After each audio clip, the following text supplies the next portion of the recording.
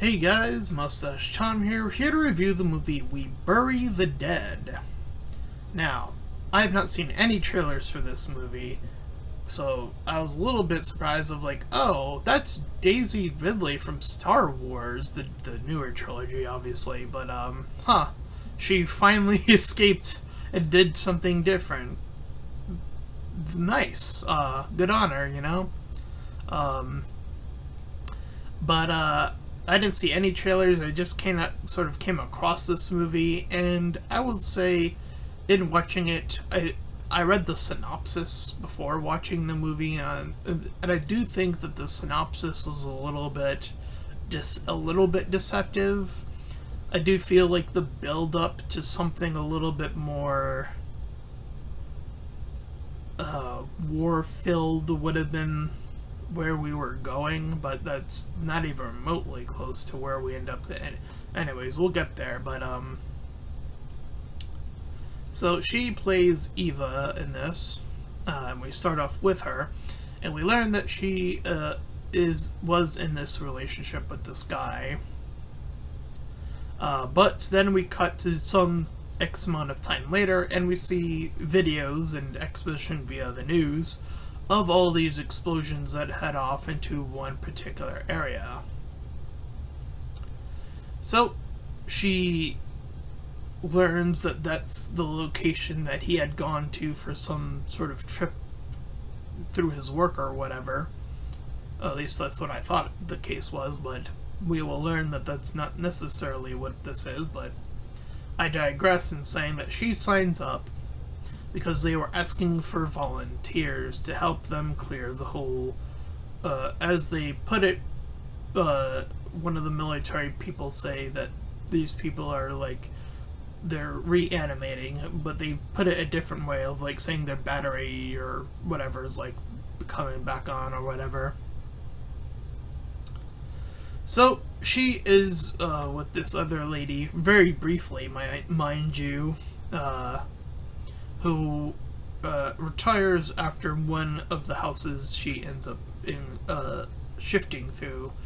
Their job is to essentially bring out the dead, and essentially, I guess, like, we don't see the process, but essentially, I was assuming that they were going to burn the bodies, right?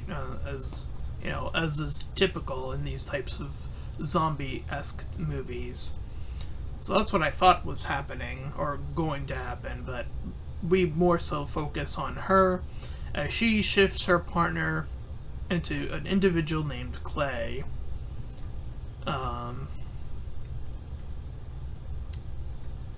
So the two of them now begin assorting through some of the houses, struggling to bring some of the bodies out.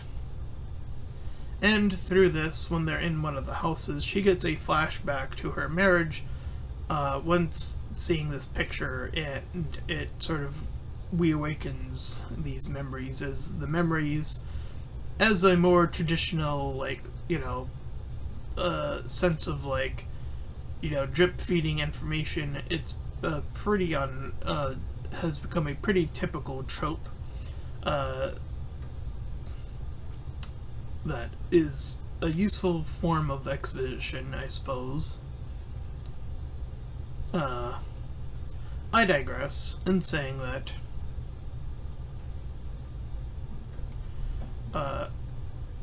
so whenever a individual comes across, I'll just refer to them as zombies, even though I don't think they ever get called that in this movie, but whatever.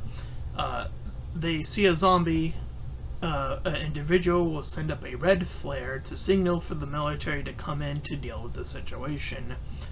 These two as well come into contact.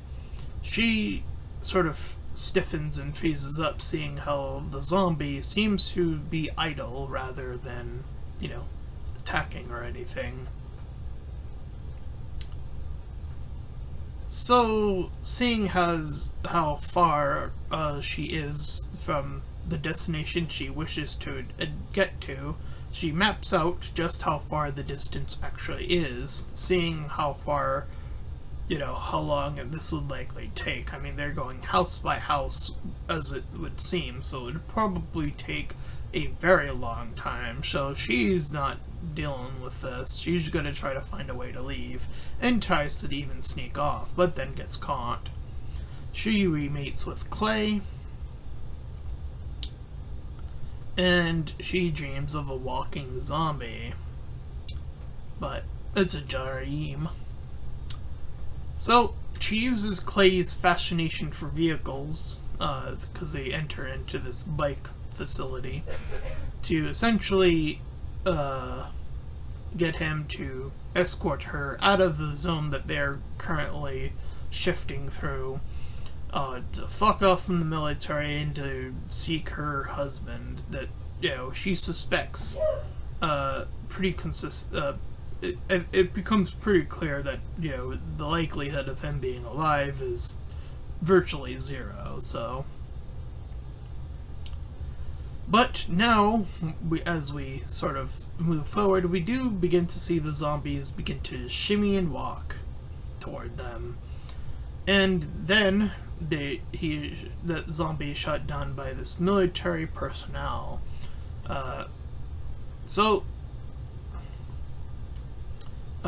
They are frozen up by, this encounter. After, getting through some really bad environments of the air being all fucked up and whatnot. And after she gave Clay a good old decent massage, that's what she used to work in, and Clay offers information that he was pretty much into construction. But it would appear that the zombies are starting to get a little bit more aggressive as one starts to shamble a little bit faster than the previous to get toward them. But the military man shoots that one down. Now, while sure convenient, it suddenly becomes not so convenient as he again holds them up, as I just had mentioned.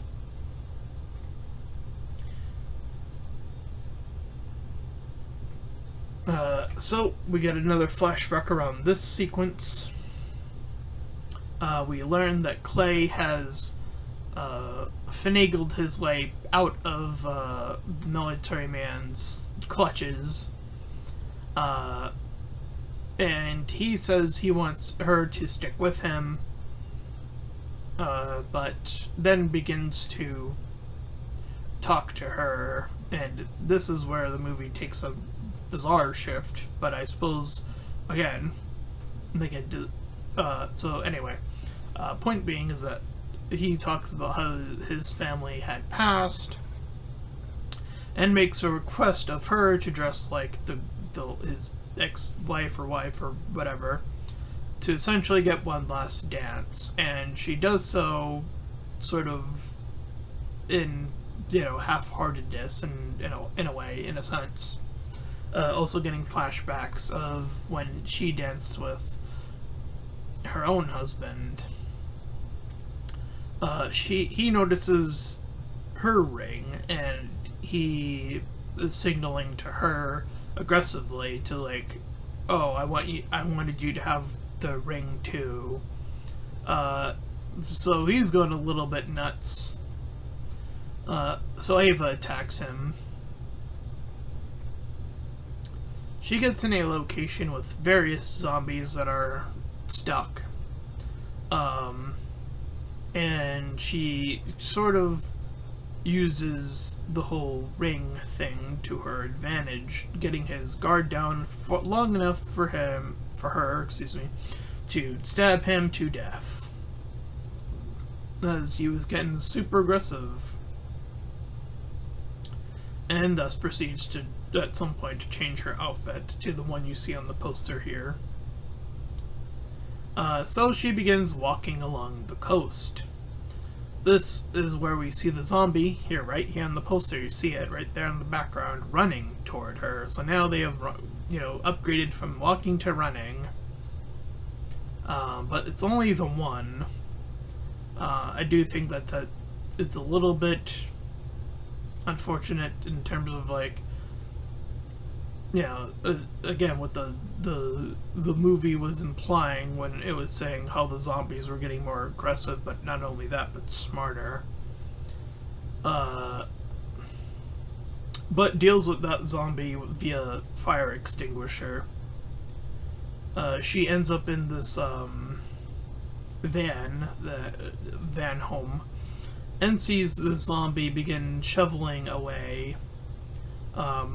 Now I don't know where it's implied or directed in this movie. Like somebody mentions how like they come back as a means to like complete something from like as if their life wasn't complete. That's why they are zombies in this universe, and it seems to be this is the closest example of that we actually see in the context of the movie to prove that point is correct, as the zombie again is more focusing on shoveling the rest of his family away, and then proceeds to do nothing as to be like, yeah, you can end me, I'm ready, sort of, and she does so. Eva does. In burying them, lowers the X. She makes her way to Mitch, the ex. We see that he had found somebody else, and he did not reawaken no matter how much she called out to her. And Clea finds her, and she talks about how she took IVF. There's definitely this sense of like babies throughout the context of the movie. Like we see a zombie with a bigger belly, but like a smaller body, like indicating that that individual was pregnant during the sequence. And they after they find each other, Clay and Eva, they mess around in this pool area for a little bit. She decides to drop her ring. Her relationship has ended, as it were. They encounter one last zombie while driving. It seemingly is standing there, and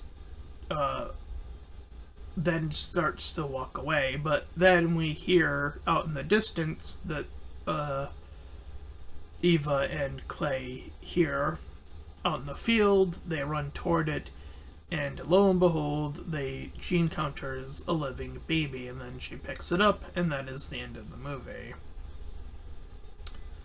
So, yeah, it seems like this movie is a little bit more focused on, when the dead do come back, that it is sort of a representation of the future in a sense, and or as was implied, again getting stuck, even though but again, from the little psyop that I read, the little bio thing that I read, it said that they were getting more smarter. So what I thought was happening, or was going to happen, assuredly, was the zombies were going to start to hoard up, as they, do in The Walking Dead or something akin to this, and, gaining that capacity to run, and then, the zombies becoming more aggressive in that sense. I thought that's where this movie was going. Far from that. It seems like they gain enough intelligence to suggest, like, they remember the thing that they need to do to move on, and then proceed to do that thing, as the zombie in the one that's burying the family does, and then does so, and then sort of, just chills out. And Yeah, I think this movie feels like two different movies that are like almost conflicting with one another. Is the movie that was implied to me that seems like it's starting to happen in the middle of the movie, and then there's the second half of the movie, which feels like a different movie that's happening, where we learn about how the zombies are actually engaging with the world, as it were. So it feels like those two ideas are conflicting with one another in terms of like. I think we would have had needed to see more zombies doing mundane activities, or something to show us that, you know implying that they were trying to move on, as it were, but getting shot down in the process in many cases via the military. That could have been in even earlier scenes, as early as that. We see that one zombie just sort of standing there, like, for example, like when Clay and Eva first, move up their red flare, and it's like, oh, that zombie could have been doing something to be like, oh, it was preparing to do a thing, and then, the military comes in. Like, that would have been a neat a neat little, like, okay, there's something going on here, but we don't get to quite see what it is yet. Like, that could have been something that they could have fixed for the early on movie to be like, okay, it's not that the zombies are getting, like, smart in the sense of, like, and aggressive simultaneously in a way that's like, oh, they're gonna start planning, or they're gonna start, like, attacking back. As I thought that, again, that's where I thought the movie was going, but then, again, as I mentioned, it turns into this different movie, the second half. And that isn't necessarily even to say that I don't think that's necessarily a bad thing. I do, in that context of that shift, I do think that there should have been a few more hints earlier on to be like, no, these zombies aren't, hostile in the traditional sense. The only hostile zombie we begin to see is the running zombie, if anything, or the shambling zombie earlier. Those are the only two examples, and I feel like, if you were... Again, it feels like those two zombies make an exception to a different movie, is what I'm trying to say. It almost feels like those two zombies should have been cut out if that's, if they were trying to maintain the sort of, very compact story about the representation of zombies, because it feels like they want their zombie representation to mean two separate things that are sort of colliding with one another. These zombies that are very aggressive versus the zombies that are just trying to accomplish a thing. Again, two different things, two different movies almost. So that is pretty much the biggest issue I have with the movie, is that I think the movie should have been a little bit more uniform in terms of, like, where we were supposed to be tracking in terms of, like, what the zombies represent in a sense. Because I think the message becomes a little bit more harder to gauge when you have zombies that just seem to be mindlessly attacking, in this case. I will say the performances were solid enough, I suppose. Again, I've seen a lot of people give this actress flack from Star Wars. In seeing her here, I'm thinking, like, a lot more of that clearly has to do with the writing.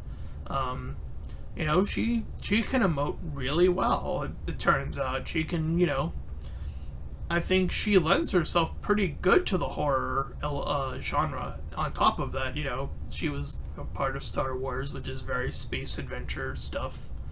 I think, if Daisy Ridley, you know, her look reminds me of is she reminds me of the actress from The Walking Dead, the one that plays Maggie. She has the look aesthetic at least kind of looks like her in terms of what she looks like in this poster. That's what she reminds me of. Who she reminds me of. So she's kind of got that vibe going on her. In terms of like aesthetic, again, not necessarily the way she behaves, but I digress.